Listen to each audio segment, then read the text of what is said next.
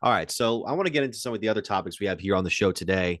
And look, we got to start with the one that got us, got our mojo back, got our energy back, got us to an 8-5 record as the Cleveland Browns beat the Jacksonville Jaguars in a game that I think it's another example, Mitch. And I know you haven't given this guy his flowers at times this year, even when he didn't deserve them.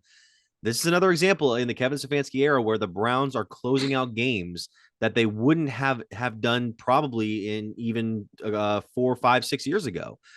This Jacksonville team is good. They were a little bit hampered. Trevor Lawrence coming back from an injury that he suffered on Monday night against Cincinnati on the previous week.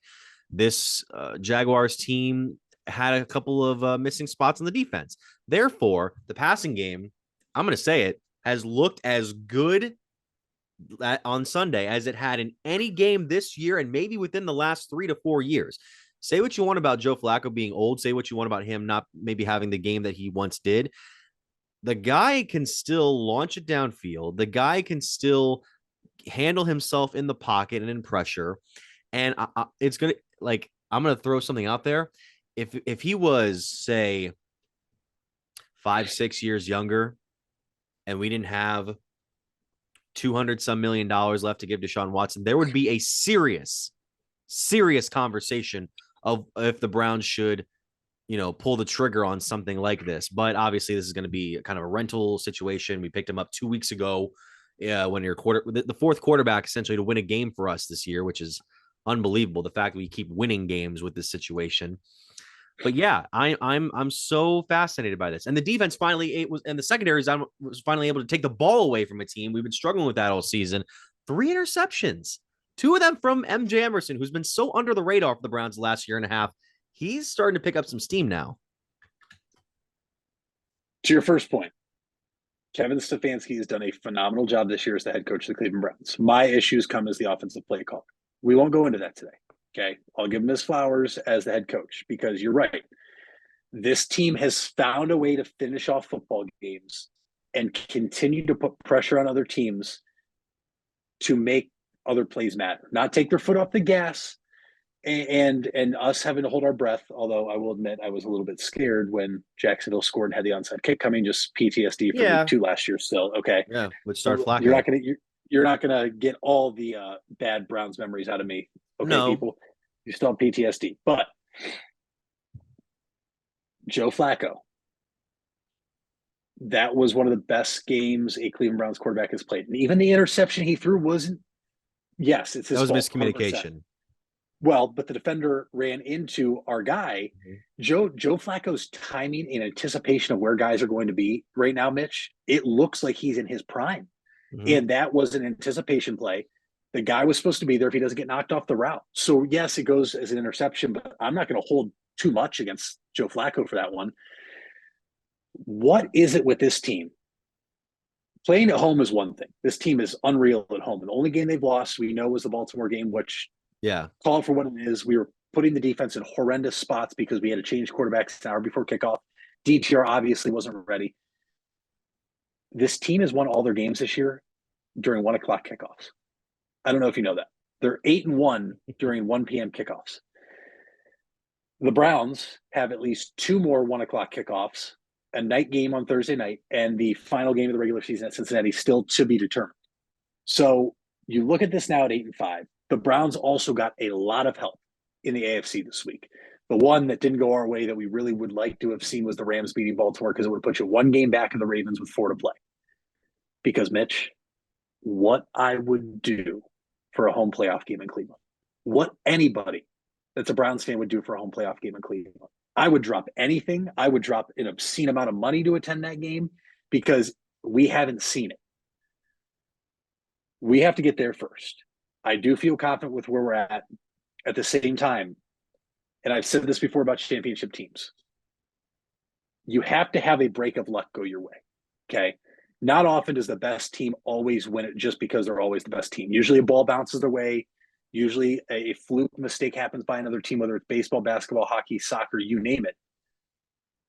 The Browns right now, though, have to be one of the most snake-bitten teams when it comes to injuries. And we are somehow finding a way around it. And that is why I will give Kevin Stefanski, the head coach, an immense amount of credit. They took another brutal blow, though. DeJuan Jones, the sensational rookie that looked like a steal, out for the year. So you have now lost 3 offensive tackles this year. I don't know if Jed Wills is on the season-ending IR. He could come back. At the same time, left tackle really has not been a problem since Jed Wills has went out. Grant Delpit, though, is the one that worries me. The man signs an extension overnight, Saturday into Sunday, 3 years, $36 million, which, by the way, that is so worth the extension. Sure. This is a guy that blew out his Achilles his rookie year. And you always wondered. And he looked, Mitch, he looked like he had no business being on the field in his second year under Joe Woods in the defense. But a lot of other guys did too. And now that we have a defensive coordinator in Jim Schwartz that plays to our players' strengths and allows our guys to be themselves, Grant Delpit has not only been a ball hawk, but he has been a quarterback hawk, because when he's at the line of scrimmage, he gets in the backfield and he makes a sack, a tackle for loss. Him and JOK, I think, have been extremely underrated this year. With the way they've played football, there is concern that he could go on the IR, which means he would miss the last 4 weeks. He could return for the playoffs. We'll have to wait and see. Obviously, I hope that's not the case. This Browns team, though, the mentality as a team has changed. Because in years past, Mitch, this team, with all the injuries they've dealt with, is not 8-5. This team is not remaining positive in years past. I think you can agree with that. Something is different, but the Browns have to get 2 more wins out of the last 4, and I think they're in the playoffs. And it starts upcoming Sunday against the Bears, which I really felt confident. But without Grant Delpit, I do feel a little bit worried because, like I just mentioned, he is so good at the line of scrimmage, and you have a mobile quarterback in Justin Fields. And Mitch, the Bears are playing better football. They really just are. beat the Lions, yeah. Yeah, they're playing football, and Justin Fields is playing like a guy. Like, hey, I got to show that I'm a guy, because if I don't, this is a team that's going to have the number 1 overall pick, and this is a team that's probably going to have a 5 to 7 range pick with these other teams winning right now. I'm not going to sit here and say I'm scared. I would expect the Browns to still win, but this is not going to be an easy one because of Fields being mobile. But we'll talk about that game later this week. The one thing I want to mention, the offensive line has looked so great, even with guys stepping in right now. Yeah. Because Joe Flacco isn't a mobile quarterback. And that is not a knock on Deshaun, DTR, or PJ Walker. This offensive line, though, think about when those other 3 quarterbacks were playing. How many holding calls did we have? How many illegal men downfield did we have? How many just stupid penalties did the offensive line have? They know that Flacco's not going to run. So they have to just stay in pass block unless the run is called. And right now, this team has looked great, and Joe Flacco is thriving. 300-plus passing yards, 3 touchdowns. And it's almost like the past 11 months that he's had off has been a giant benefit, because he does not look like he's 38, about to turn 39 in January. He doesn't. And it's funny because when we talked about what quarterback are the Browns going to go get, none of us were saying Joe Flacco. It was, oh, well, who's out there? Do you go get Colt McCoy? Can you get somebody off the practice squad? Is Ryan Tannehill going to be available? You don't think Flacco is one of those guys?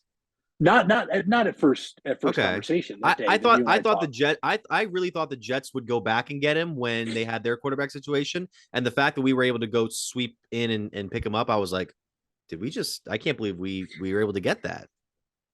Yeah. And it tells you the Browns wanted him first because it was the first one they brought in. They signed him right away. And so that's another big thing, because now Joe Flacco has nothing to prove. He's a Super Bowl winner. He's a Super Bowl MVP. And he was, I believe, the first quarterback to get over $200 million fully guaranteed deal. Somewhere around there. At the time, something like that. And now he's come back to play. And it tells you all you need to know, because after the game, he told you, I feel like a 10-year-old kid again. I'm rejuvenated. I feel young. I feel good. This team is making me feel good. My kids are old enough now to realize what's going on. They're excited. My family's excited. All the recipe for Joe Flacco right now is there. And if the Browns don't turn the ball over and or put the defense in bad spots, this team is going to be hard to beat. And they have to win 2 more games, and they just got to win their 2 home games, because the Jets don't scare me. Aaron Rodgers is not going to come back now, even though they beat the Texans. The Texans right now don't scare me as much either. If Nico Collins is going to be out for a while after Tank Dell's out for the year with a broken leg. I'm getting optimistic with 4 weeks to play, and at the same time, I'm getting so optimistic. I've looked ahead at the Ravens' schedule. They still have to play the Dolphins and at San Francisco. They would have to lose 2, and the Browns went out. But it's felt good to get off the 2 bad losses, and I will say they were bad losses because of how they lost to the Broncos and the Rams. They were. But victory Monday yesterday was so good. It's victory Tuesday, and it's going to remain a victory day every day until we play the Bears, and then hopefully we have another victory Monday next week. Post winning the Super Bowl with the Baltimore Ravens back in 2013, Flacco signed a contract in March worth 6 years, $120.6 million. The fact that is chump change now for a highest pay in 10 years. We have seen how many quarterbacks make well past that 5, 6, 7, 8. Daniel Jones is making more. Yeah. And